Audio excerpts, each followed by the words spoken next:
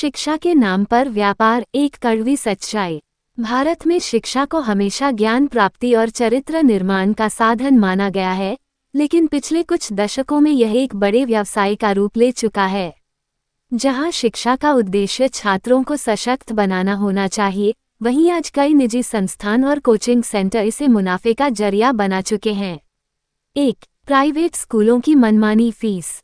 निजी स्कूल हर साल admission fees, वार्षिक शुल्क, स्मार्ट क्लास शुल्क, एक्टिविटी फीस आदि के नाम पर लाखों रुपये वसूलते हैं।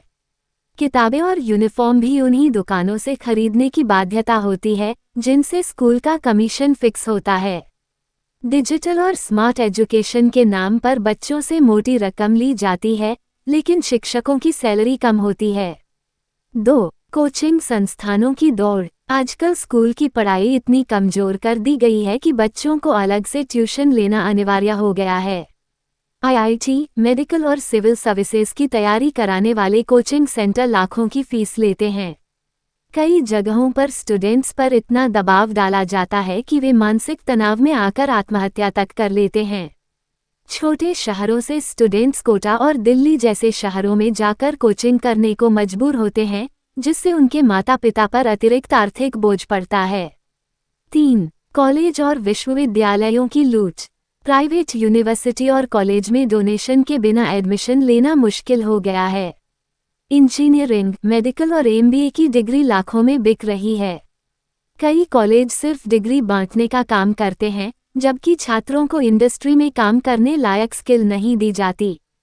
4. एजुकेशन लोन का जाल। बड़े कॉलेजों और यूनिवर्सिटी में एडमिशन के लिए छात्रों को एजुकेशन लोन लेना पड़ता है, जिसे चुकाने में सालों लग जाते हैं। कई छात्र कर्ज चुकाने के दबाव में विदेश चले जाते हैं या गलत तरीकों से पैसा कमाने की कोशिश करते हैं।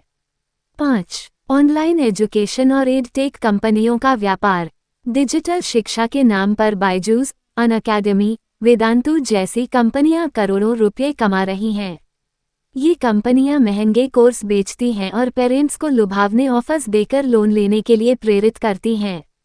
इनके कई वादे फर्जी होते हैं और छात्रों को कोई असली स्किल नहीं मिलती। क्या होना चाहिए? 1. शिक्षा का व्यावसायीकरण रोकने के लिए सख्त नियम बनाए जाएं। 2. सरकारी स्कूलों और कॉलेजों की शिक्षा प्रणाली को मजबूत किया जाए। 3. कोचिंग संस्थानों की मनमानी फीस पर नियंत्रण लगाया जाए। 4. डिजिटल एजुकेशन प्लेटफॉर्म्स के विज्ञापन और फीस स्ट्रक्चर की जांच की जाए। 5. एजुकेशन लोन पर ब्याज दर कम की जाए और सरकारी सहायता बढ़ाई जाए। निष्कर्ष: शिक्षा किसी भी देश की रीढ़ होती है, लेकिन अगर यह सिर्फ अमीरों के लिए रह जाए तो देश की प्रगति असंभव हो जाती है। शिक्षा को एक अधिकार माना जाना चाहिए, न कि व्यापार का साधन। जब तक सरकार इस पर कड़े कदम नहीं उठाती, तब तक ये मुनाफे का धंधा बना रहेगा और आम जनता लूटती रहेगी।